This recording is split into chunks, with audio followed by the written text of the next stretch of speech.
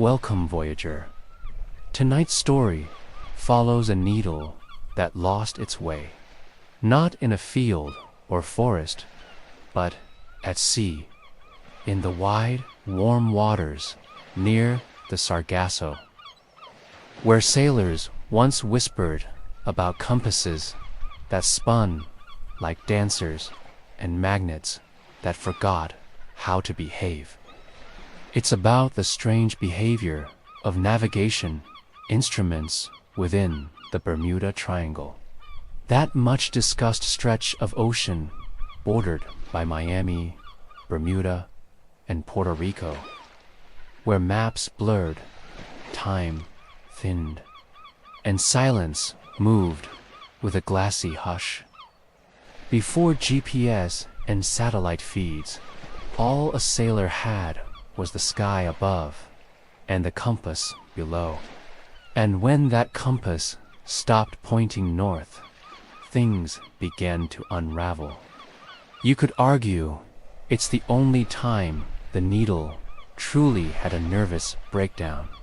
So tonight, we follow a mariner who trusted the stars more than steel, and drift with him through a sea that plays tricks on magnetism itself. This is a story about mystery and magnetism, the power of belief and the quiet fear of being unmoored from direction. But before we set sail, please like and subscribe if you find comfort in drifting through forgotten corners of the earth with us. Drop your coordinates in the comments to let us know where you're listening from. If there's a story tied to your latitude, it may just guide our next journey. Now, breathe deeply. Let your muscles soften like sand under tide. Feel the hush of the night wind brushing past sails, and the slight tilt of a ship rocking gently on black water. Our story tonight sets sail in the year 1595 from a port in Lisbon, where a galleon named Santa Mirabel was preparing to cross the Atlantic. Its captain, Duarte Ferreira, was no stranger to the sea. His beard had been bleached by salt, and his eyes had read stars more fluently than scripture. But this voyage was different. The Queen's cartographers had marked a strange stretch on the charts with a faded ink note. Deviations reported. Needle uncertain. He paid little attention. The crew didn't ask questions. At that time, no sailor did. But deep in the cargo hold, in a wooden box lined with whale oil paper and dried lavender to ward off mold, sat a new kind of compass, recently imported from Venice. Delicate, precise, and strange, its needle shimmered like polished obsidian. Captain Ferreira kept it close. They passed the Azores by starlight, then Madeira, slipping southwest into open blue. Trade winds curled the canvas with gentle sighs. For days, all was normal. The sea was calm, skies unbroken, and the compass obedient. But as they crossed the 27th parallel north and slipped beneath a moonless stretch between Bermuda and San Juan, the air began to press inward. The clouds hung strangely low, and birds, usually trailing or darting near, were gone. It was as if the ocean had taken a breath and was holding it. That's when it started. The compass needle trembled, then spun, once, twice, slowly, then fast. At first, Ferreira thought it a trick of vibration or some disturbance in the gimbal box. But when he laid the instrument flat upon a table in his cabin, steadied it, and held his breath, it spun again. Not smoothly, but like a leaf in water, jerking erratically. He tried the backup compass. Same result. He sent a boy aloft to read the stars. The constellations were where they should be. Polaris was exactly north. But below deck, the needles argued otherwise. And so, the captain did something unusual. He set the compass aside, took a length of parchment, and began navigating by the heavens alone. The crew didn't know yet. They still trusted the arc of brass and needle swinging in its glass house. But below deck, where the quiet tick of the cabin clock was the only companion, the captain plotted a course on memory, instinct, and stars. Each morning, the fog seemed to thicken. The horizon lost its line. Sea and sky became one gray silk, wrapped endlessly around the hull. The water glowed some nights, faintly blue and green, not from lightning, but from tiny plankton disturbed by the keel. On the seventh night, one of the lookouts swore he saw a second ship trailing them in silence, but there was no wake. Nothing on the water, just fog. Stories like this were not uncommon. In logs from the 16th through 18th centuries, there are many quiet mentions of wandering needles and unnatural compass motion. A Spanish pilot in 1533 noted his needle turned not to the pole but to the deep, which some believed meant there was a metal mountain beneath the sea, drawing instruments downward.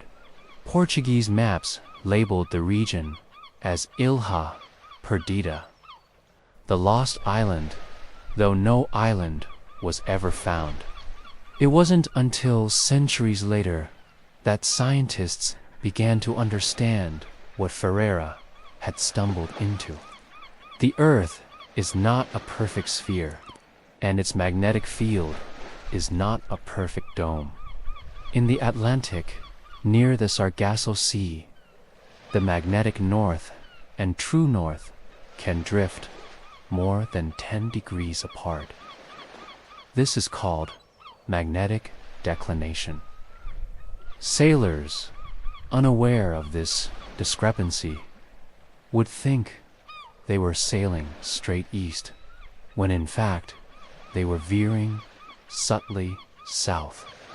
In areas like the Bermuda Triangle, where ocean currents, submerged trenches, and atmospheric conditions combine, this variation can be amplified. Sometimes compasses did misbehave, not because of ghosts or sea monsters, but because of how the Earth breathes its invisible magnetic breath. But back in 1595, none of this was known. On the 8th day, Ferreira's second mate finally asked, "Why are we steering by star?" Ferreira simply replied, "The compass has forgotten something." By the 10th day, with the fog lifting and the air regaining its warmth, the needle steadied. Quietly, as if nothing had happened, it pointed north again, sheepish. The stars agreed. The sea resumed its rhythm. Ferreira never mentioned the incident in his logs, but he never again trusted a compass alone. He taught his crew to read the stars. He kept the Venetian compass as a reminder that even instruments have moods. And though he lived to sail again, whenever he passed that stretch of sea, he'd tip his hat and mutter a prayer, just in case the magnetism remembered him. To this day, records from NOAA and the US Navy confirm that certain parts of the ocean show unexplained anomalies in magnetic readings. Aircraft flying through high magnetic variation zones sometimes report temporary interference. It's rare, but real. And in the Bermuda Triangle, where clouds seem to hang lower and currents twist more tightly, where myths take root in quiet distortions of science, the compass still flickers from time to time. But that wasn't the end of the story. It was only the beginning of a broader mystery, one that unfurled quietly across centuries of charts, logs, and whispered sailor tales, all circling around this single question: why, in that patch of ocean, did the compass sometimes forget itself? After Ferreira returned to Lisbon, the Venetian compass was placed in a case, rarely touched, though always carried. His grandson, also a navigator, kept it on his voyages, not for guidance, but as a reminder. By then, it was tradition to carry two compasses, one magnetic and one based on celestial reading. They called it redundancy. Others called it superstition. But throughout the 17th and 18th centuries, that superstition spread. More than 30 ships filed reports of compass deviation in the waters off the Bahamas, often accompanied by strange atmospheric disturbances.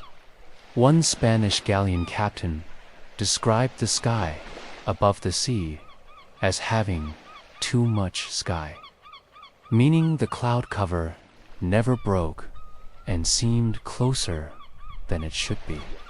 In 1747, a British survey vessel recorded its compass swinging nearly 20 degrees off true north, only to return minutes later, as if the sea had sighed and then forgotten. The logbook reads. Meanwhile, early natural philosophers began attempting to explain it. The Earth's magnetism, they said, was not constant. It varied with location and even with time. What we now call the South Atlantic anomaly, a shifting region of weakened magnetic field, wasn't understood until much later. But its whispers were felt long before. Even Charles Darwin, aboard the Beagle, noted slight compass variances in this region, though he attributed them to solar winds or unknown mineral deposits beneath the ocean floor. The idea of a magnetic mountain hidden beneath the waves persisted in journals for years. Still, for every scientific observation, there were twice as many sailor stories. In one tale from 1803, a schooner reportedly sailed in circles for 2 days. The helmsman, swearing the compass, returned to the same heading no matter which way they turned. They only broke the loop when they followed the birds instead, watching frigates and gulls chart a line away from the swirling confusion. It's tempting to say these were hallucinations, heatstroke, or simple error. But consider this: when your entire world is the ocean and the only certainty is a needle pointing north, how do you explain it when even that betrays you? Not with panic, with story. That's why, on medieval maps, this region of the Atlantic was marked, not with coordinates, but with warnings. Some cartographers left it blank. Others drew in sea serpents or whirlpools. A few drew floating eyes. These were not literal fears. They were metaphors for uncertainty. When you don't know what lies beyond the horizon, you draw what you fear might. Some of the earliest Portolan charts, those delicate spiderwebs of medieval navigation, show faint marks where magnetic variation was suspected. A line drawn from the Azores toward Florida tilts slightly more than expected. A side note mentions a drifting point where stars and needle disagree. In 1918, during World War I, the USS Cyclops, a coal ship, vanished entirely in this same stretch of ocean. No distress call, no wreckage, no explanation. She carried over 300 men. Her compass had reportedly been calibrated in port just before departure, but records show that her last known heading was slightly off course. Again, the explanation likely lies in simple mechanical failure, a hull breach, or even sabotage, but in the minds of sailors, especially those from families who passed down the tale of Ferreira or the schooner that looped. It was something else, a place where direction failed, a sea that had no north. These stories aren't just about compasses. They're about trust. The ocean doesn't give you landmarks. The horizon is always the same. So you trust the sky, and you trust the steel needle. If both fail, the only thing left is instinct. That's why seasoned captains taught their crews to read a swell direction, bird flight, and even cloud shape. A sailor's eyes were their backup compass. Their memory was their map. It's also why, well into the 20th century, navigators insisted on carrying analog backups. Long after radio beacons and satellite navigation, many captains kept a brass compass tucked into a velvet-lined case. Not for use, but for respect. Because sometimes the tools don't break. They just forget. And so the stories continue. In 1963, a private pilot flying over the Bermuda Triangle reported both of his magnetic compasses diverging from one another. For 10 minutes, he could not confirm his position. When he radioed for help, ground control couldn't triangulate his signal. He landed safely, eventually, but not where he intended. In his debriefing, he said, "The plane knew where it was. The compass did not." Today, we know that fluctuations in the Earth's magnetic field are caused by solar radiation, by the flow of molten iron in the planet's outer core. And by the way, these forces interact with local magnetic anomalies. The Bermuda Triangle's strange readings are now believed to be part of a natural drift in declination. amplified by ocean currents and navigational error. But the myth remains, not because it's true in the way science demands, but because it holds truth in the way stories do. The sea remains a place where certainty feels like luxury. And the compass, no matter how modern, is still just a needle floating on an invisible sea of its own. So when it spins, even briefly, we remember that direction is something we must hold gently. That orientation isn't just a reading, it's a relationship between you, the world, and the invisible forces in between. Captain Ferreira knew that. That's why he looked up, and maybe on some dark water you'll look up to. But what if we zoom out, far above the triangle, the ship, the sky itself? What we see is a map that shifts with time, not just because the earth moves, but because our knowledge does. The lines we draw, longitude, magnetic declination, even the triangle's debated borders, aren't fixed. They are soft thoughts, agreements, stitched into maps by human hands. Sometimes they hold. Sometimes they fray. The Bermuda Triangle, for all its mystery, is not a place you'll find marked on official charts. It's a cultural cartography, born of mid-century stories and repeated on television, in novels, in the whisperings between docks. Yet even without borders, the idea of it holds shape. Just like the idea of north. It might surprise you to know that magnetic north is not where you think it is. It moves year by year.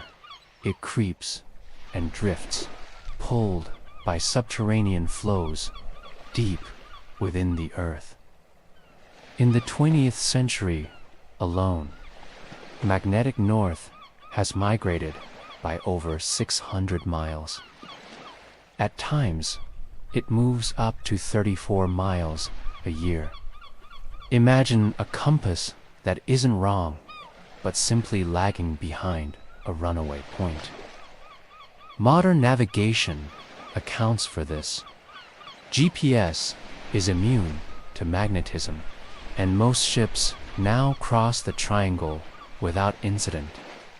Pilots file their flight paths confidently. No one fears being lost to sea foam and silence the way they once did. But there's something we've lost in gaining that confidence. Something quiet. Something human. When you sail by compass, you place your faith in the unseen. You accept that the world is larger than your understanding, that you are a point within a system that might shift, bend, or briefly forget you. And when that compass wavers, it reminds you of your scale. You are not master of the sea. You are its guest. In the logbooks of forgotten ships, there are stories not just of loss or fear, but of beauty. A compass needle spinning in the dark is a strange thing, yes, but also strangely poetic. It's like the world sighing, reminding you that even in metal and magnet there is mystery. There's a tale of a 19th century sailor, anonymous, who once carved into the underside of a drawer in his cabin. Today, the needle spun, and so did my thoughts. That's all it said. No date, no coordinates, just that. And isn't that what we all do sometimes? Spin with our thoughts, looking for direction. In older times, the compass rose, decorative and symbolic, was often adorned with a fleur-de-lis pointing north, and sometimes with a cross at east, marking the direction of Jerusalem. These were not just navigational tools, but reminders of belief, of home, of something solid beyond the sea. Even the windroses of antiquity named their directions not with angles, but with the names of winds, not east, but levante, not north, but tramontana, as if each path carried a personality, a spirit. And in the Bermuda Triangle, what name would we give the wind that turns compasses inside out? Maybe it's the drift wind, or the fog breather, or simply the forgotten, because that's what this place became in the end. A repository for the forgotten, forgotten ships, forgotten explanations, forgotten sailors who relied on memory, gut, and a little steel sliver that pointed the way home until it didn't. Let's not forget them. Let's remember how people once moved across this planet with nothing but canvas, stars, and hope. Let's remember that the ocean doesn't need to be haunted to be humbling. Its indifference is enough. The compass that pointed nowhere wasn't broken. It was just overwhelmed. Just like us, sometimes. Today, you might carry a GPS receiver in your pocket. You might know exactly where you are, down to the meter. But in your chest still beats a heart that remembers uncertainty. And perhaps, late at night, that's what makes these stories so soft and haunting. They remind us that certainty is new, mystery is older. And so, as you drift off, think not just of the ships that vanished, but the ones that returned, that sailed on through spinning needles and silent skies, trusting the stars when steel failed them. Think of the captains who chose instinct over panic, and the map makers who dared to draw dragons into the margins, not because they believed in monsters, but because they believed in wonder. Your sleep tonight is cradled not in fear, but in that same quiet wonder, that even now, even in a world mapped and measured, there are places where a compass spins and a story begins. You've sailed well, voyager. Let the tide of dreams carry you gently home, guided by starlight, memory, and a compass that points not just north, but within. Sleep well, and may your bearings always find you, no matter how the world turns.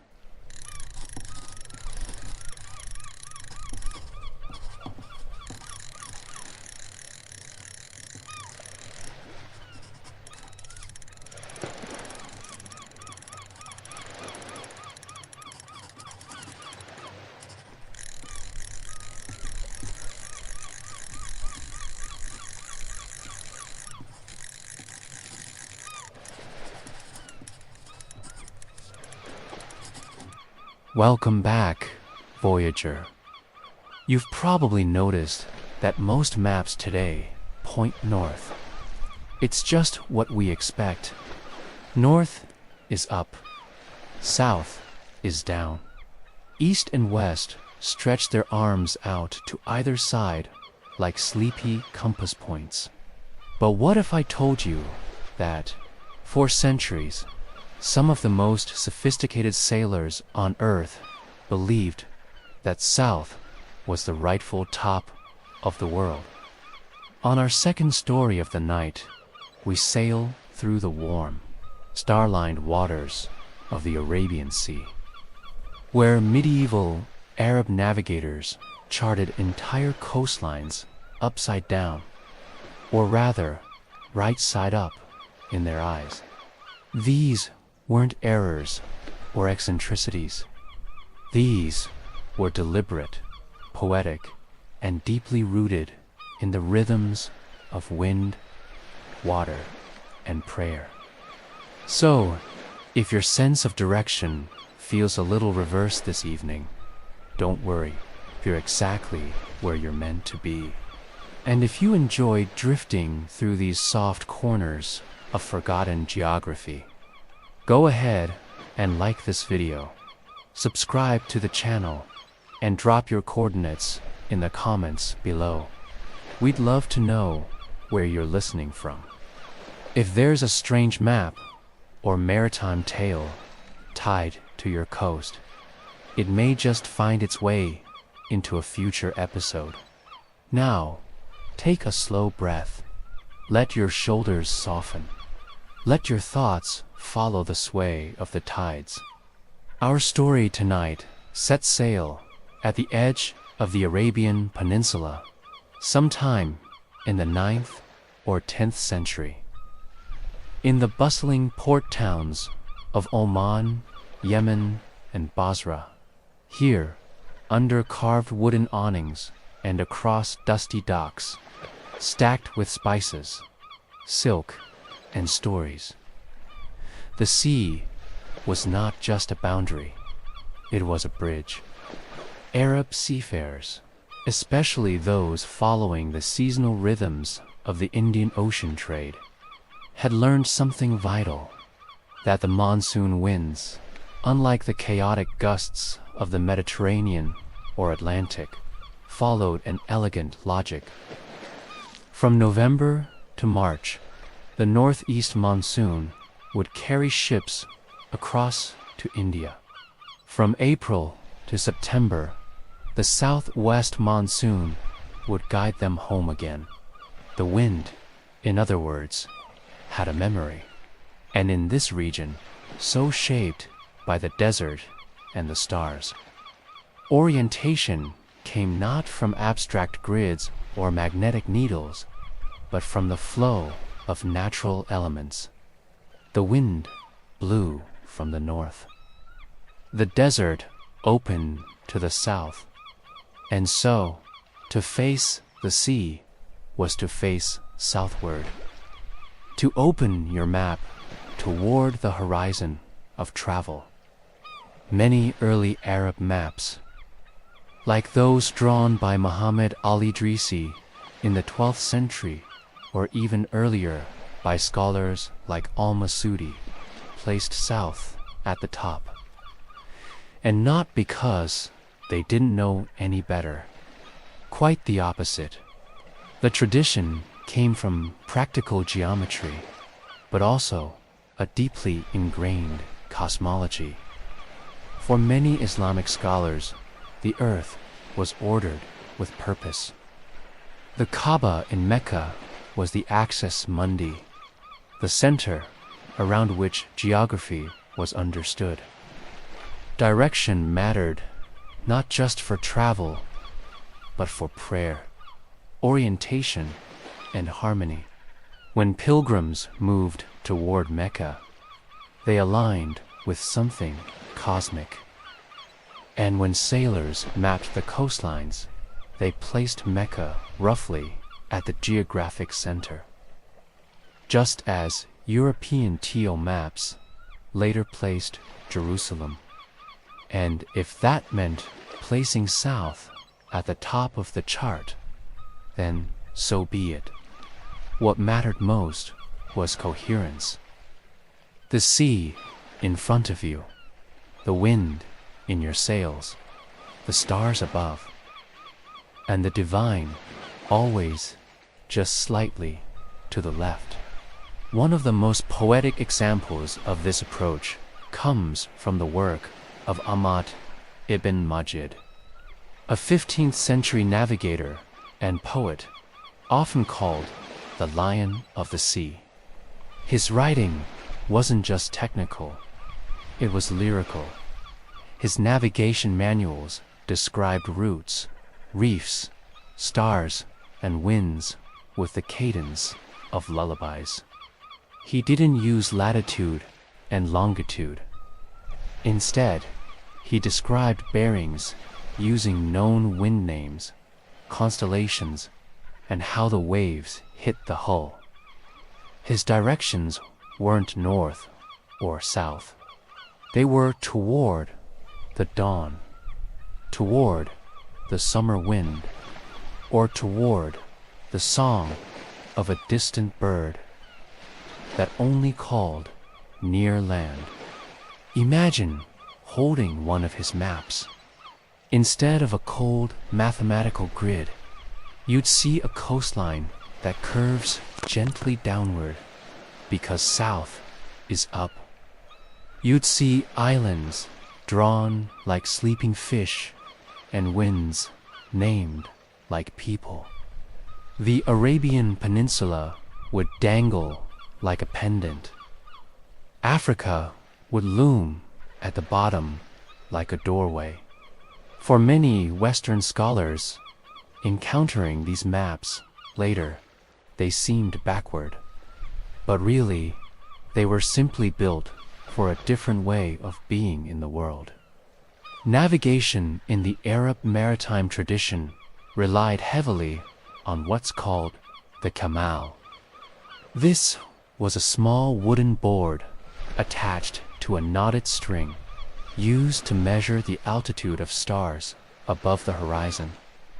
By aligning the board with the star and pulling the string taut to the eye, sailors could estimate their latitude with remarkable accuracy. And while the kamal didn't help much with longitude, it was perfectly suited for crossing the Indian Ocean, where latitude consistency could carry a ship thousands of miles on a steady course. Arab sailors had memorized hundreds of these courses. They passed them down through oral tradition. Fathers to sons, masters to apprentices. These weren't just routes. They were melodies, recited like poems. There's something almost musical in how these traditions treated direction. North and south weren't just labels. They were moods. South was the sea, the unknown, the spice-laden promise of India and Zanzibar.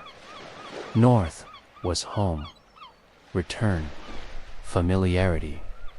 And so, facing south was a gesture of hope, a voyage. Even maps drawn later in more European styles, like Al-Idris's famous tabula Rogeriana, commissioned by a Norman king of Sicily in 1154, retained this southern orientation.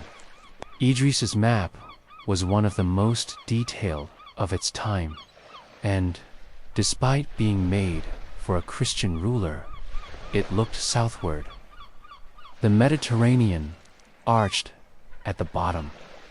Africa fanned upward. The known world unfolded like a leaf turned gently by hand. When we ask why maps faced south, we're really asking something more delicate. How do people see the world? Where do we begin? Which direction feels like movement, and which feels like memory? In this corner of the sea, south meant forward. North meant reflection, and to draw a map was to draw not just a route, but a world view. Our journey continues now along the shores of ancient Oman, where the sea's rhythm shaped more than trade routes. It shaped thought in a time before longitude and satellite navigation. Direction was an act of intuition, learned through tide, smell, and starlight. Arab navigators weren't guessing, though it may seem that way to the modern eye.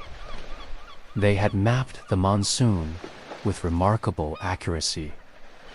They knew when the winds would shift and how the swells would carry their ships along unseen paths. The sea was their manuscript, and their maps, curved and calligraphic, were annotations in a living text. Take the 10th century geographer al-Muqaddasi. His map of the world placed Mecca at the center, but the rest, a cascade of unfamiliar orientation. Africa lies at the top, Europe appears below. The Arabian Sea flows upward like an unraveling scroll. Yet, every place is right if seen from the logic of where he stood. The orientation wasn't confusion, it was conviction. These cartographers weren't merely trying to replicate physical geography. They were expressing something richer, how place and faith, direction and identity, all braided together. There's a quiet truth hidden in every upside-down coastline, that maps are never neutral. They carry the bias of the one holding the pen. And in these early Islamic maps, we see a world turned not away from science, but toward sacred geometry. Mecca is north of nothing, it is center. South is not subordinate, it is ascent. Even the language used to describe winds bore a kind of sacred poetry. The Qibli wind came from the south, from the direction of the Qibla, or Mecca. To sail with that wind was to sail in prayer. To head south was, in a way, to lean into the divine. As we continue eastward into the heart of the Indian Ocean trade, we find the remnants of these reversed maps shaping cities we still know today. Muscat, Calicut, Socotra, Mombasa. Ships left the coast of Oman in winter, laden with copper and dates. They returned in summer with pepper, teak, indigo, and ivory. But not just cargo flowed along these lines. So did ideas. So did art. So did maps. In Kerala, Indian navigators adopted some Arab techniques. In East Africa, Swahili traders learned to use the stars. The sea was not a wall, but a silk thread sewing the continents together. And always, these courses began by facing south. Even European cartographers, when they began arriving in the region in the 15th and 16th centuries, found themselves quietly adjusting. They translated Arab sea charts into Latin and Portuguese. They borrowed place names. They copied outlines. And slowly, subtly, they flipped the maps. Because by then, a new orientation had begun to dominate the north-up world. Why north? Partly, it was the influence of the magnetic compass. With its needle pointing northward, maps began aligning with its invisible tug. And as European powers expanded outward, their navigators carried this orientation with them. But here's a secret. There's no natural law saying north must be up. It's entirely arbitrary. The earth has no top, no bottom, only rotation and gravity. And so, every south-up map is a small rebellion, a reminder that perspective is power. In fact, modern historians have begun re-examining these southern-facing charts not as mistakes or curiosities, but as deeply sophisticated artifacts of knowledge.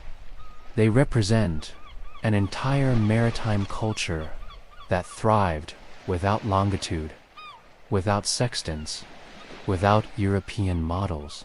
They remind us that there are many ways to know the world, and in that knowing, many ways to draw it.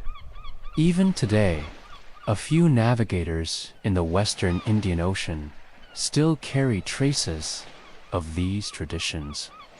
There are dhows that sail by smell, captains who speak of stars as companions, not coordinates, and old men in Zanzibar who remember their fathers tracing coastlines in the sand, always beginning with the south.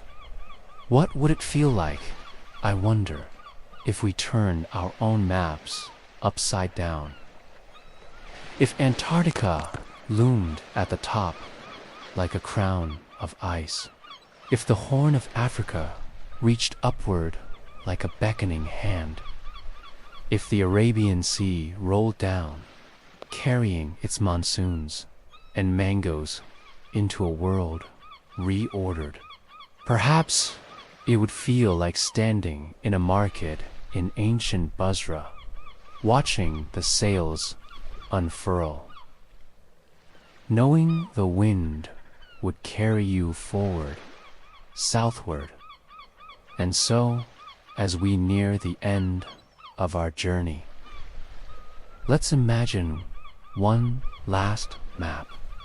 It is hand-drawn, inked with a fine brush, labeled in Arabic script that flows like waves. The coasts are gently curved, not mathematically precise, but emotionally true. The Red Sea glows. The Indian coast gleams. The Maldives drift like crumbs scattered across the page. At the center is Mecca. At the top is the ocean. At the bottom, the mountains. And somewhere on that map, a small ship is drawn. It points toward the south, toward faith, toward trade, toward the waiting world. And if the wind turns in the night, let it carry you gently to new shores. Let us drift now to the shores of the 21st century, where ancient knowledge still hums beneath the surface, like an old sea song rising faintly through waves of static. The Arabian Sea today is crossed by container ships and cruise liners. Aircraft carving vapor across skies once traced by birds and wind. But below all that movement, the current still remembers. It remembers the navigators who read stars like lines of poetry, who sang their way across oceans, who looked to the south not as a direction to escape, but a direction to begin. It remembers the cartographers whose maps curved inward toward belief, not away from it. It remembers when orientation wasn't about conquest or commerce, but connection. And perhaps so do we. There's something grounding, even soothing, in seeing the world differently. Not wrong, just otherwise. A gentle reminder that much of what we take as absolute is only convention, drawn and redrawn by the hands of those in power. Maps are stories. After all, they tell us where to look, what to fear, where we belong. When South was at the top, the world was not broken. It was simply viewed through a lens tuned to wind and water, to sun and scripture. The reversal wasn't disorientation. It was alignment, a flowing with the natural grain of the earth. It's easy to forget that the tools we use, clocks, compasses, globes, are human inventions, interpretations of something too vast to hold. So when a sailor in the year 950 draws a coastline facing down, what he's really drawing is a memory, a direction of faith, a rhythm of returning. The cartographic South isn't just geography, it's philosophy. A sense of journey that doesn't assume up is better than down, or north more important than south. Instead, it tells us to begin from where we are, and to trust the sea to show us the way. And that idea still floats faintly through how we understand the world. In Mecca, pilgrims circle the Kaaba, turning counterclockwise, orienting the body and soul toward center. In old ship logs, you can still find wind directions not written as degrees, but as whispers. The wind is with the Qibli, they say. Or we sailed with the south. There's comfort in these phrases, like a lullaby hummed into canvas sails.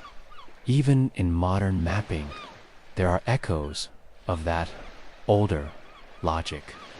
Some contemporary artists and scholars have started making south-up maps to challenge the idea of default direction. These maps invite the viewer to reimagine the globe, to notice how strange and arbitrary orientation can be, and how deeply it affects perception. They're not trying to reverse dominance. They're trying to restore balance. Because when we flip the map, we also flip our assumptions. We see Australia sitting proudly on top, Africa expanding like an open hand, South America rising like a flame. And suddenly, the world doesn't feel smaller, but wider, more possible.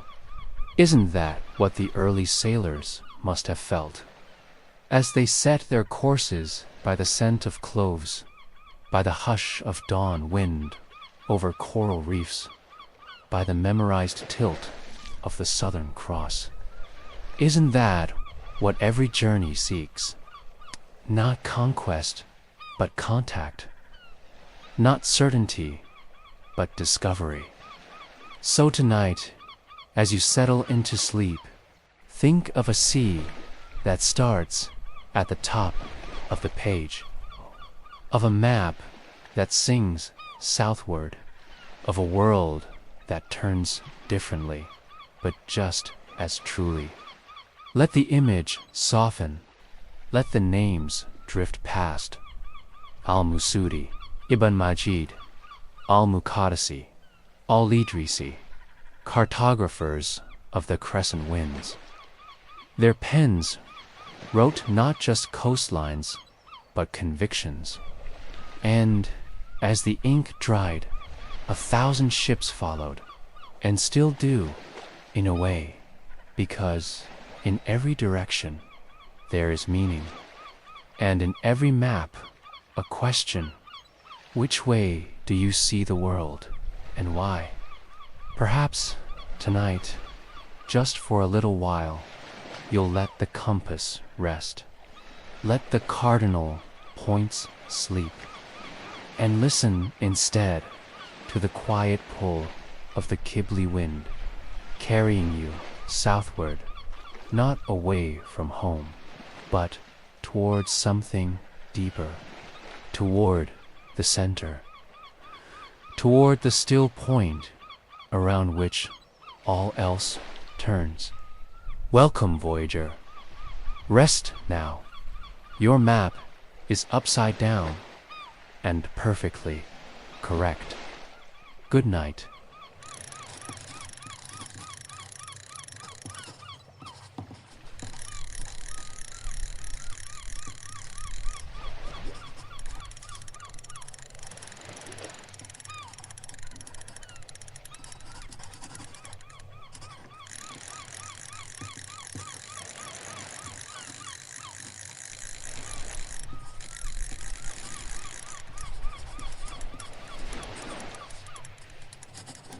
Welcome once again, voyager.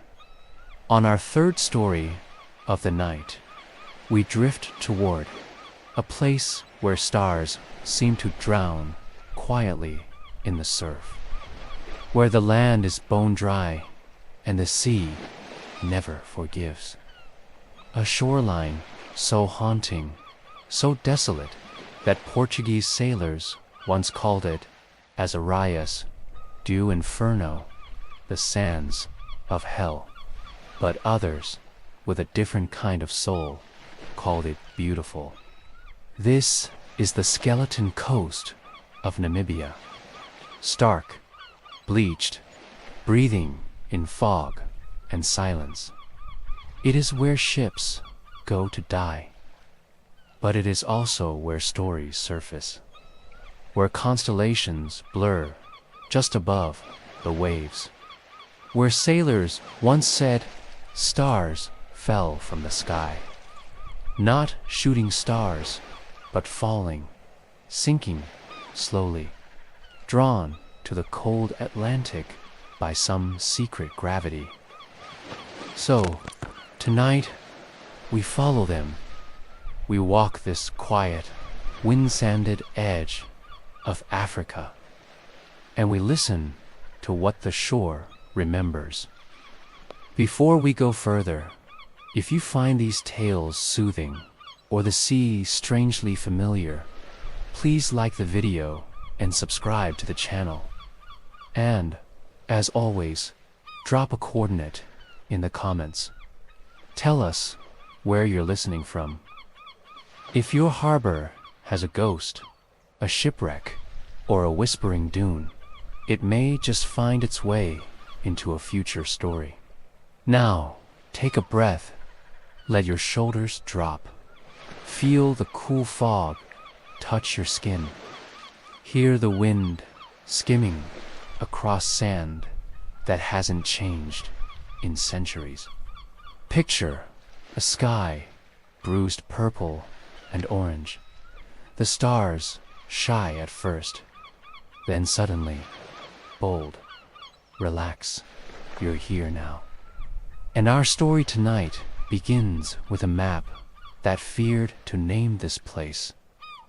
Early European cartographers often left this part of southwestern Africa as a vague, hesitant line. They didn't know what to call it. They had no ports to mark, no rivers to trace. The coastline was jagged, featureless, except for one thing: wrecks. Dozens of them. Hundreds, eventually. Many of those early ships weren't even close to Namibian soil by design. The Benguela Current, a cold, fast stream that snakes up from Antarctica, shoved ships hard against this shore.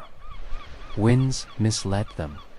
Fog concealed the dunes until it was too late. And once stranded, escape was nearly impossible. To the east, an endless sea of sand dunes rising like petrified waves. No fresh water, no shade, just silence and bones. To the west, the Atlantic, cold, hungry, and forever pulling. That's how the name came. Skeleton Coast. Because of the ribs of ships, the ribs of whales, the ribs of men. But it's not all sadness. This place is strange, yes, but also wondrous. There is something hypnotic about it, about the fog that rolls in with mathematical precision, pulled not by mystery, but by the contrast of hot desert air meeting cold ocean water. This fog is life-giving. It is the only water source for many species that call the coast home. In fact, the Namib Desert, the oldest desert on Earth, exists in part because of this fog. Beetles here drink by doing headstands on dunes, letting droplets collect on their backs. The fog sustains oryx, desert-adapted lions, and entire forests of ghostly welwitschia plants, plants that can live for 2,000 years. The contradiction of it all, isn't it lovely? A place of death that breathes life. And among the most curious tales tied to this coast are the stars. Yes, the stars. Ancient Khoisan peoples who lived in these dry lands believed that stars were once living beings. Some tales say they were people who climbed to the heavens. Others, that they were lights tossed into the sky by a great being. Only, sometimes the stars got tired and fell. Sailors arriving centuries later, especially in the 16th and 17th centuries, found something uncanny about the night sky over this part of the world. There were strange refractions caused by the constant fog. Stars near the horizon shimmered and bent, looking as though they touched the sea. Some seemed to blur, as if their light dissolved into the mist. To a tired crew, half mad from thirst or despair, it would seem not just possible, but real, that the stars had fallen into the ocean. They weren't the only ones to think this. In a ship's journal from 1674, an unnamed Dutch officer described the eerie beauty of lights beneath the water, calling them celestial orphans. Was he seeing bioluminescence, perhaps? Or maybe moonlight reflected strangely on churning surf. But the language matters. The metaphor stuck. Sailors began calling this stretch of Africa the place where stars go to drown. That phrase would be repeated in logbooks, letters, and eventually whispered stories. Some even believed that compasses acted strangely here, as if the sea and stars were conspiring to mislead. There's little scientific basis for compass errors this far south. But again, perception is everything. A place already shrouded in mist, filled with bleached bones, where stars seem low and too close. It doesn't take much for fear to become belief. The geography deepens the mystery. Namibia's coastal shelf is narrow, meaning ships run aground suddenly, often catastrophically. Wrecks were so common that in 1944, the German ship Edward Bolen stranded 400 meters inland, pushed not by time, but by sand. Today, it lies there still, rusting quietly in the dunes, like a ghost galleon dreaming of waves. The sea keeps pushing, the desert keeps taking, and between the two, stars are set to fall, as if the universe itself trips over this line, where ocean meets dust. Our story continues with the people who lived and moved through this place, long before maps dared name it. The Sand People, often called Bushmen, were among the earliest inhabitants of southern Africa, and their relationship with this land was not one of fear, but of rhythm. Their stories passed from voice to voice like warm breath over coals, held this coast not as a boundary, but as a breath between two vast elements, desert and ocean, land and sky. They believed the land whispered, that stars had voices too. Some legends said stars fell when the balance was off, when harmony in the land was disturbed. A punishment, perhaps, or a calling, a reminder to pay attention. To the untrained eye, these were merely stories, but listen closely and you'll hear their wisdom. The idea that even the stars are part of the land's mood, its body language. That navigation isn't about direction, but understanding place. Centuries later, Portuguese sailors approached this same coast. They hugged it carefully, fearful of the currents. Prince Henry, the navigator, often credited with initiating the Age of Discoveries, never actually sailed these waters himself, but his ships did. They mapped these shores inch by inch, driven not just by trade, but by prophecy. You see, some believed that hidden along Africa's edge was a gateway to riches, to knowledge, perhaps even to Prester John's mythical kingdom, an oasis of Christian kingship believed to exist somewhere in the East. A fantasy, yes, but a persistent one.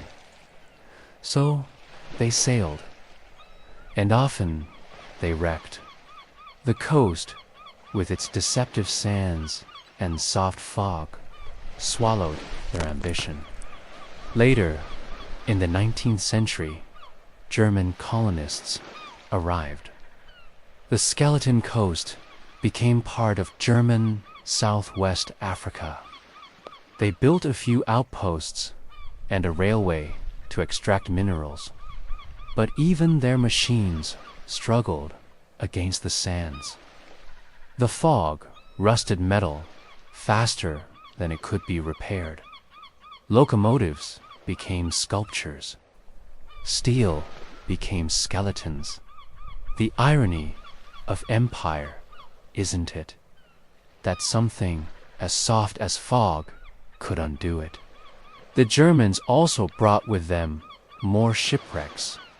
One was the Dandenong Star, a British freighter that ran aground in 1942 while carrying supplies and passengers. The rescue attempt became a legend in itself. Planes crashed. Lifeboats flipped. It took weeks, dozens of men, and immense coordination to save those who had survived the initial wreck. The coast had claimed another page in maritime history, and through it all, the stars watched. Modern astronomers now know that the coast's fog, when paired with certain lunar angles, can create mirages over the water, making celestial objects appear much closer than they are. It's called superior mirage, caused by cold air near the sea and warmer air above, bending the light downward. But that's the science. The soul of the story is different. Imagine being on a deck in 1600, eyes heavy, water low, sails limp. The sky turns deep blue, nearly black. You look west, and a star seems to hover on the water. Not in the sky, in the water. It dances, then fades, and the waves are still. It would be easy to believe the cosmos was reaching down, that some secret was unfolding in front of you, that the world briefly had turned inside out. Even now, the skeleton coast doesn't let go of its myths. Its dunes, tall and sharp-hedged, sing. Yes, they make sound. Under the right conditions, when the sand is dry and fine and slips just so, it hums, low, eerie, like a drone. Scientists call it booming sand. But on this coast, it feels like morning. It was in these dunes that explorers once saw footprints that led nowhere, marks in the sand that ended mid-step. They told stories of wandering souls, of star chasers who vanished between one night and the next. In the late 20th century, the Namibian government declared this stretch of coast a national park, one of the most restricted and least populated areas on Earth. Tourists can only enter with permits. Guided convoys cross its sands like expeditions to another planet. There are no towns, no hotels, just sand, bones, wrecks, and the ocean's long memory. But even here, life persists. Elephants adapted to sand. Desert lions, jackals, seals by the thousands. And above them all, stars, far more than most places on Earth can still see. With no light pollution, the Milky Way here is not a suggestion, it is a painting. Photographers visit to capture it, scientists to study it, poets, perhaps, to understand it, because something happens standing there at night. You begin to lose your sense of scale. The stars are too many, the ocean too loud, the dunes too high. You feel small, but not lost. Instead, there's clarity. That's what sailors must have felt too.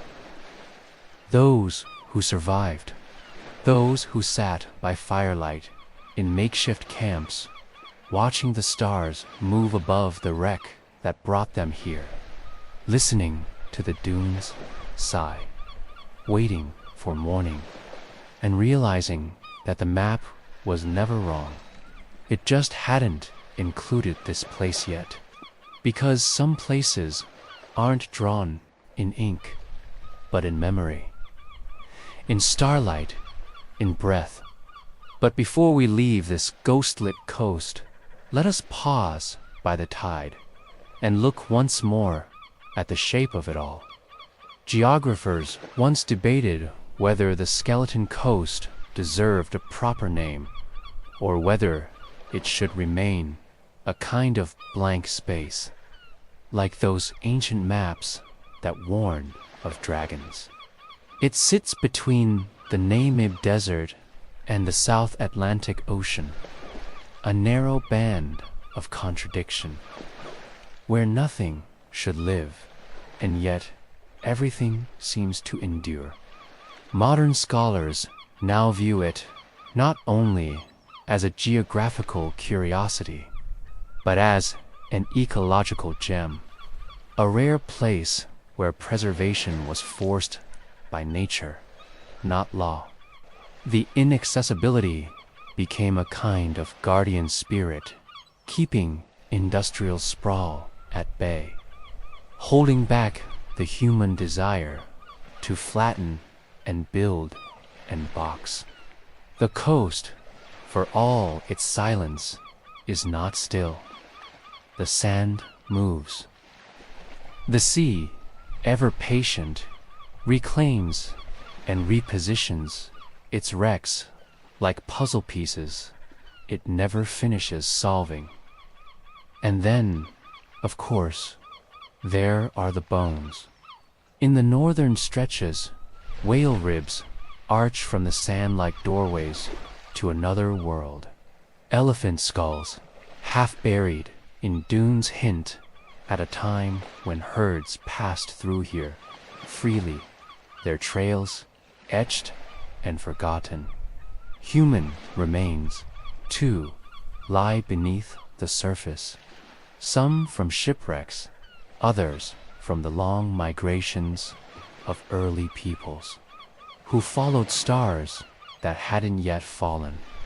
To many cultures, bones are not just death, they're continuity, reminders that even in decay, there is form, there is story. The coast, then, is not a graveyard, it is a library.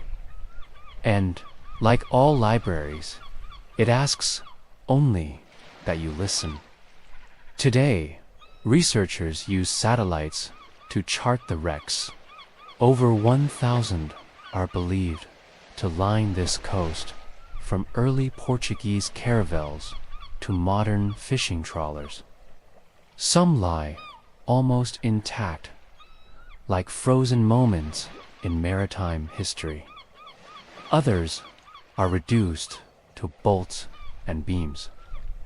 But all of them are drawn inward by the same quiet magnet, the collision of dream and geography. And what of the stars? We now understand so much about their behavior, their distances, their fates. We've sent machines into orbit, telescopes into space, and signals into the void. We know they do not fall, they do not drown. But maybe that misses the point, because those stories, the ones whispered over campfires, or scribbled in the margins of ship logs, they weren't just errors in astronomy. They were poetry, attempts to make meaning of loneliness, of the way the world sometimes seems too large to hold, of nights where the only thing standing between you and madness is a single point of light in the dark. The Skeleton Coast offers us that poetry still, in its starkness, in its refusal to explain, in the way it draws the eye upward and then downward again, asking only that we sit beside it quietly. A place like this does not need monuments. It is the monument. So, if you ever find yourself near Namibia and you walk the edge of that pale Atlantic shore, be still for a while. Let the wind speak. Let the dunes hum and watch the sky. Perhaps you'll see a shimmer just above the sea. A star, maybe, or the memory of one. And in that moment, you will understand what those sailors meant. You will know why they said the stars came here to drown. But maybe, just maybe, they didn't drown at all. Maybe they rest, like you will soon, Voyager. Tonight, may you fall asleep not to silence, but to starlight, to fog brushing against sails, to the sound of waves kissing bones, to a world not lost, but waiting, waiting to be seen, waiting to be remembered, waiting for someone to ask softly, where did the stars go? And to hear the sea reply, here. Sleep well, and may your next journey begin with a single light blinking gently across the water.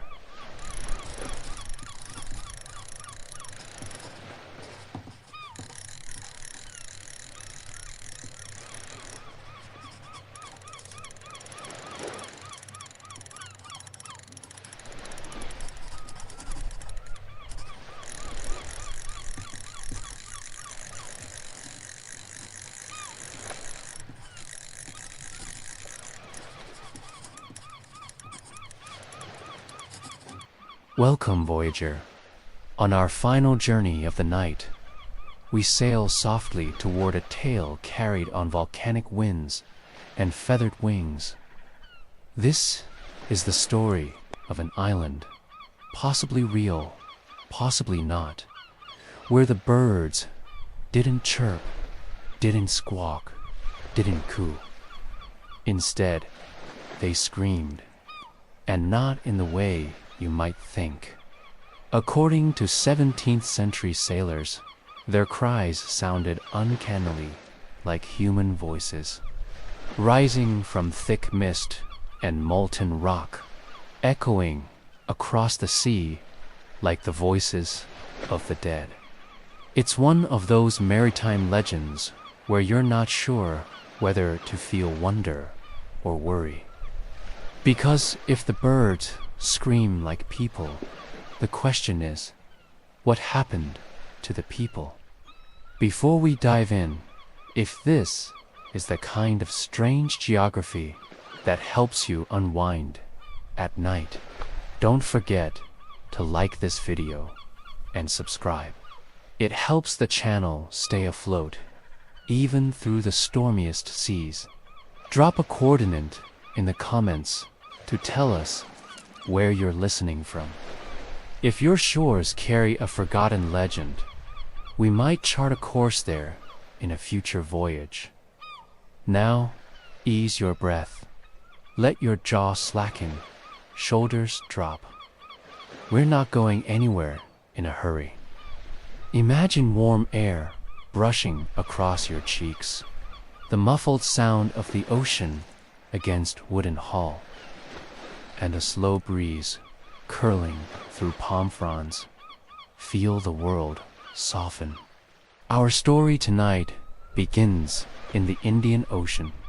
Sometime around the year 1610, a Portuguese merchant vessel, returning from the Spice Islands, drifts close to an island that wasn't on the maps. It rises suddenly through fog, jagged, volcanic, lush. And then comes the sound. Not wind, not waves, but a chorus of screams. The crew, hardened by war and sea storms, is shaken. They describe it in their log not as an animal sound, but something eerily close to human wailing, as though hundreds of voices were rising in panic or grief from somewhere inside the island itself. Some of them believe they've stumbled across a place that shouldn't be seen.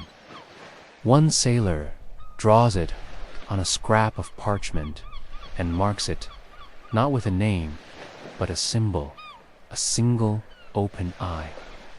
He refuses to return, but others do. Over the next century, this nameless island appears in fragments across ship logs, journals, and the whispered accounts of traders. It is always found in fog, always volcanic, and always screaming. Eventually, the rumors find a name, though not from the island itself. They call it the Island of Screaming Birds. And here is where our tale becomes tangled in myth and geology, because there are two questions hidden inside the mystery. First, what island were they really seeing? And second, what did they actually hear? Let's begin with the geography. The Indian Ocean is home to a volatile and restless stretch of sea where tectonic plates rub and twist under deep water. From Madagascar to Sumatra, volcanoes rise and fall. New islands form from fire and ash, only to collapse and vanish again beneath the waves. One candidate for the Screaming Island is Krakatoa. Yes, that Krakatoa, famous for its cataclysmic eruption in 1883, which obliterated over 2/3 of the island and triggered one of the loudest sounds in recorded history. The sound was heard nearly 3,000 miles away. Barometers in Europe twitched from the shockwave, and the sky darkened for days. But Krakatoa didn't begin with that blast. Long before 1883, it had a reputation among sailors. Earlier eruptions were recorded as far back as the 4th century.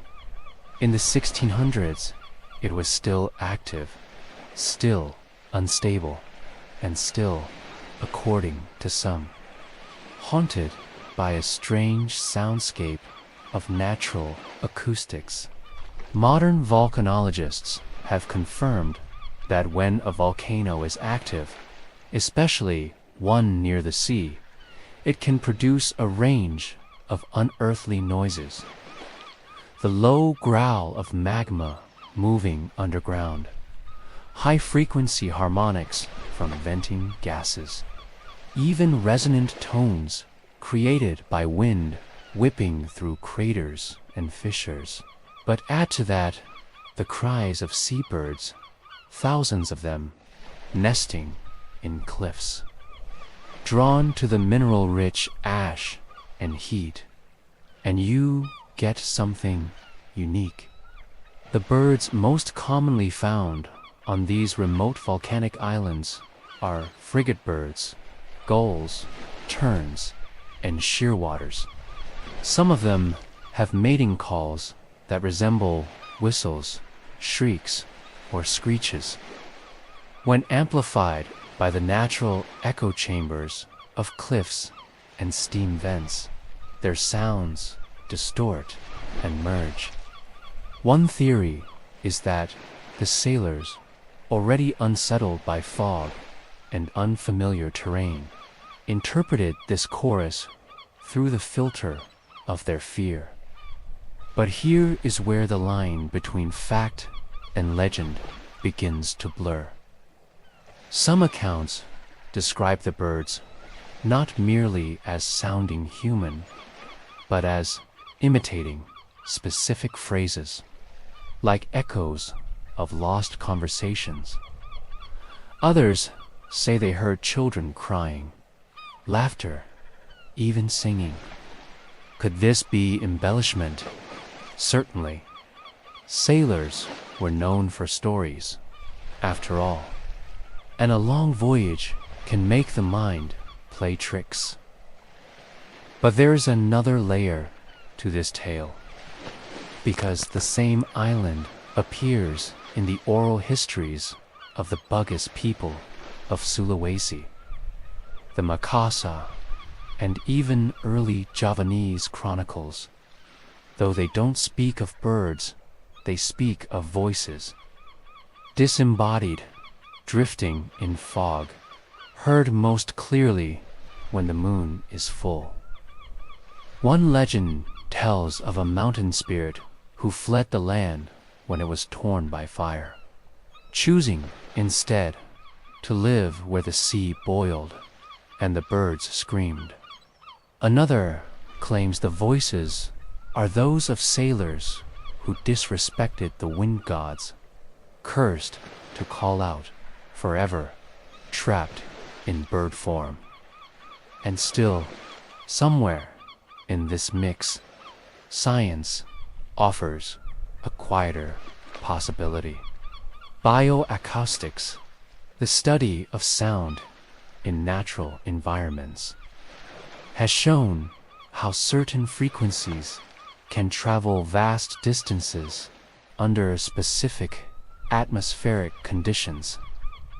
Layers of temperature, humidity, and sea pressure can carry a sound for miles, bending it in unexpected ways, which means, under just the right conditions, a human voice could bounce off water and rock and arrive sounding alien, animal, unplaceable. So, what did the sailors hear? A trick of the wind, the cries of nesting birds, or something older, stranger, harder to name?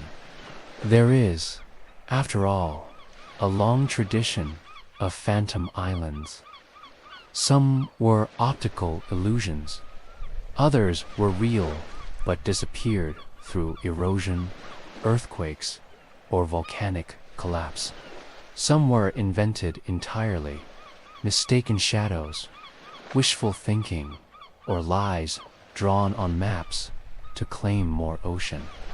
But the island of screaming birds stands apart because it was never fully claimed, never mapped, never officially acknowledged. It remains a maritime whisper. Still, maps from the 1600s to early 1700s sometimes hint at it.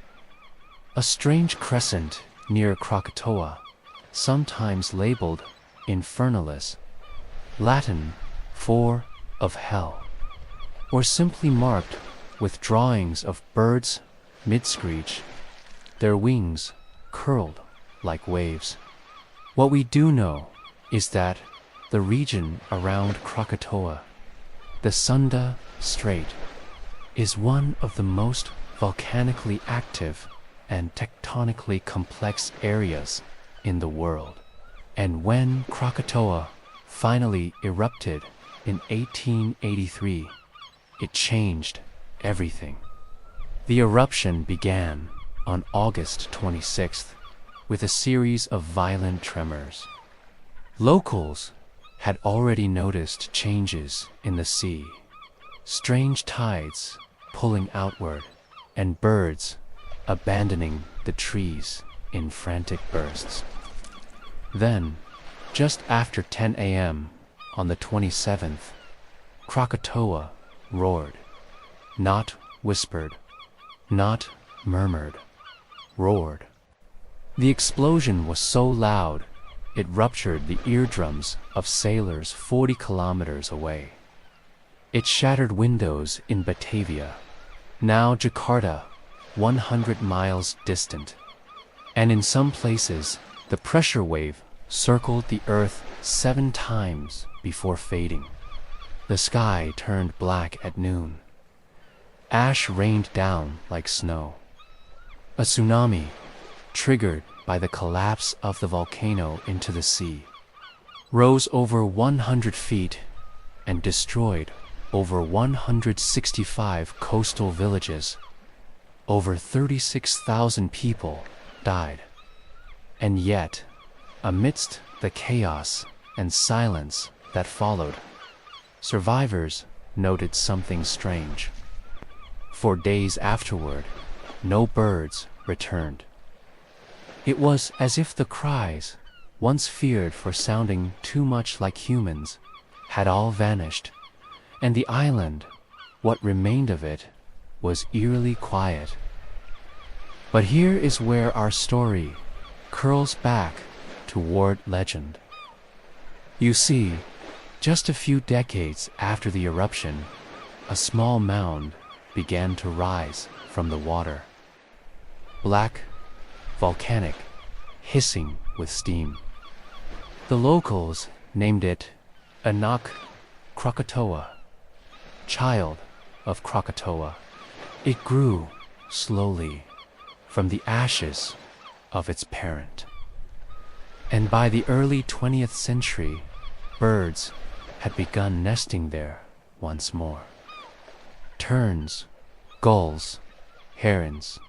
Their calls echoed through the young cliffs, bouncing off new stone, reshaping the old soundscape. Modern explorers who've anchored near Anak Krakatoa have reported something odd. On still nights, when the mist curls thick over the sea and the moon slips behind ash clouds, the birds seem to call with unusual resonance. Sometimes their cries echo so strangely that it feels like voices are hiding inside the sound. Not words, not phrases, just the shape of something once spoken, now disassembled by wind. One ornithologist, Dr. Willem Groeneveld, noted in his 1972 journal that at 2:41 a.m. he was stirred from sleep aboard his ship by a cry so distinctly human that he ran on deck, thinking a crewman had fallen overboard. He found no one, only the island, rising dark against the moonlight, and birds circling, their wings casting shadows like letters across the sails. He wrote, they did not scream like birds. They screamed like someone remembering how. Of course, the rational mind reaches first for science. Echoes, mimicry, the acoustics of volcanic stone. Seabirds, especially the lyrebird in other parts of the world, are capable of complex mimicry. Though not present here, their behavior reminds us that nature does sometimes speak in strange tongues. But what if, just for the span of this drifting story, we allowed ourselves to wonder? There is a concept in old Javanese mythology known as Roh Suci, or pure spirit, which lingers in places too sacred or too violent to let go. These spirits aren't malevolent necessarily. They are memories with breath. They drift, anchorless, until heard. It's said that the sea, more than land, carries them well. And the Indian Ocean, ancient and temperamental, is full of such memory. So, could the island of screaming birds be less about a place and more about a wound? The memory of a volcanic body torn apart. The grief of birds displaced from their nesting. The echo of sailors who never returned, stitched into wind and rain, trying to speak their names again through whatever voice they can borrow. The idea that human ears might hear what the ocean remembers is not so far-fetched, at least not in the soft hours of night. Many cultures believe the sea is the keeper of stories too painful for land to hold. In this way, screaming birds become something more symbolic, creatures caught between memory and warning, between echo and omen. And perhaps, too, a reminder that the sea, even now, is more mystery than map. There have been modern attempts to locate the exact coordinates of the original island described by Portuguese sailors. Some believe it lies near the Krakatoa caldera. Others suggest it may have been part of a now submerged island chain that vanished in the eruption. But none of them agree entirely, and none have heard the screams.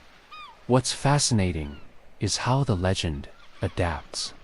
In Indonesian folklore, the screaming birds become messengers, predicting natural disasters. In one tale, a fisherman hears the cries and rows home early, just before a sudden seaquake strikes.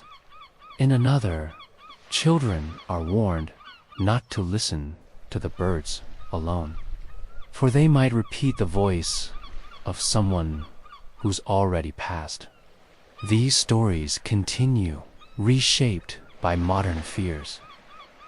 Today, even satellite images sometimes show odd fog formations near Anak Krakatoa, shapes mistaken for land, then gone. Some claim they're thermal anomalies. Others say they're tricks of the light, ash, and heat. But a few hold to the older explanation, that some part of the original island, the one that screamed, still floats nearby, drifting, restless, waiting. Still, one wonders why screaming, why that sound above all. Perhaps because it's the rawest form of expression. Before language, before translation, a scream is universal. It means pain, or fear, or awe. It crosses species, culture, and time. And when the sea chooses to speak, it rarely whispers politely. Tonight, as we near the end of our tale, imagine that distant island, not as something to fear, but something to respect. The screaming, maybe, wasn't warning at all. Maybe it was remembering. Maybe it was mourning. Maybe it was singing in a language we once knew but forgot. And the birds, perhaps they're not messengers or monsters, just echoes with wings. And so we drift toward the last flickering moments of our journey, where the echoes grow softer and the waves begin to rock us gently into sleep. Let us return once more, just briefly, to those who first recorded this place. Sailors from Portugal, from Holland, from Britain, and the Malay archipelago. They didn't all agree on its size, or shape, or position, but they all noted the sound. Some believed it to be the breath of the earth itself, escaping through the cracked lips of a waking volcano. Others swore it was the wind moaning through twisted basalt arches, cut like cathedral ruins by centuries of salt and flame. A few, more poetic than practical, said the sound was time itself, looping, confused, caught in a whirlpool of air and ash, unable to move forward.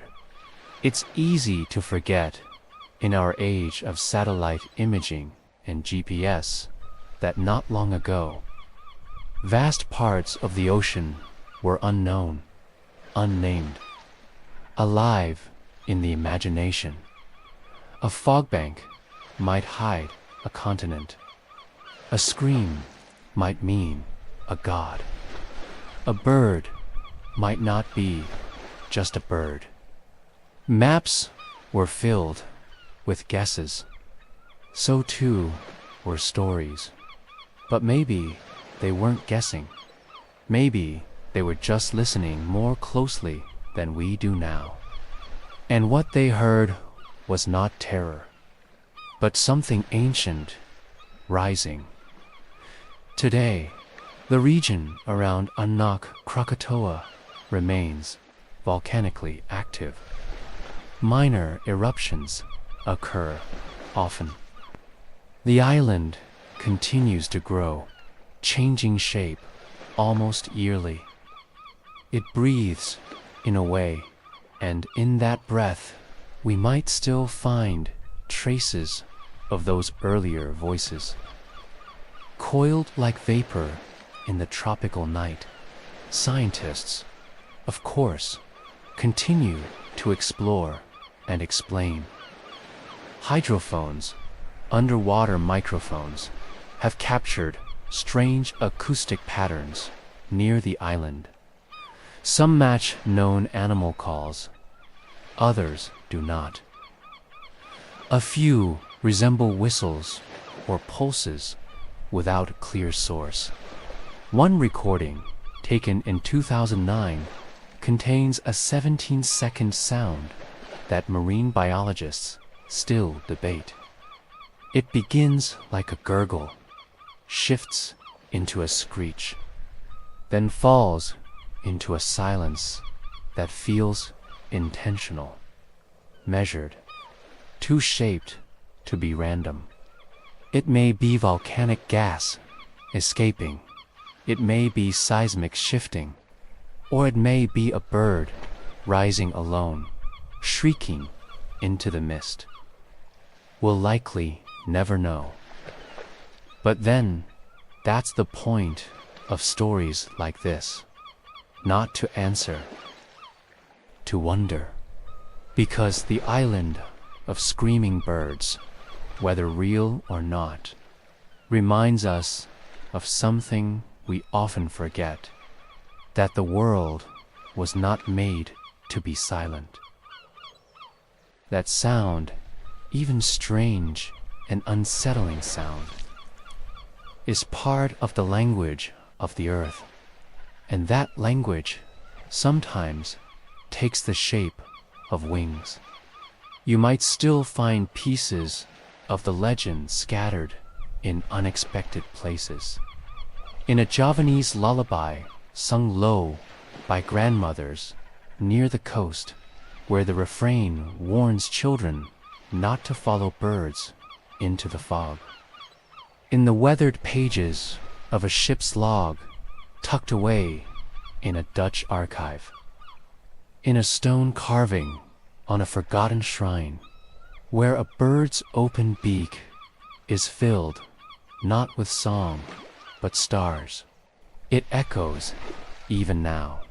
And in that echo, perhaps, is a call to slow down, to listen, to allow for wonder.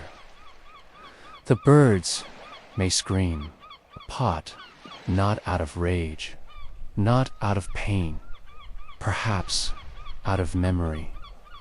Perhaps to remind us that the sea is old and strange and deeper than we can know, and that sometimes its stories choose the sky as their messenger.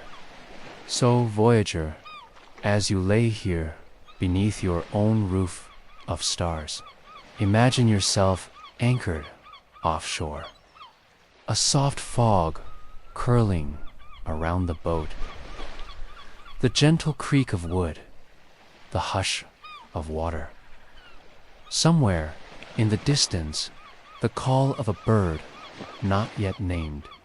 And maybe, just maybe, the sound of a voice you can't place, rising and falling with the tide.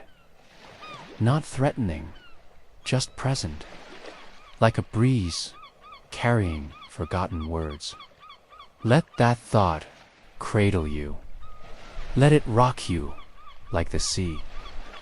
We do not always need answers to feel safe. Sometimes the unknown is gentler than we expect.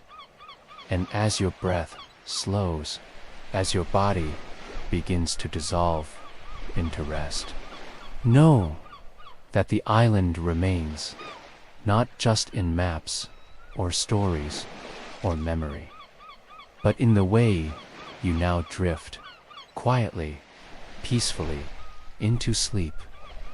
The sea has you. The sky is listening. And the birds, whatever they are, whatever they mean, will keep singing. Good night, voyager. Sleep softly, sleep deeply, until our next journey.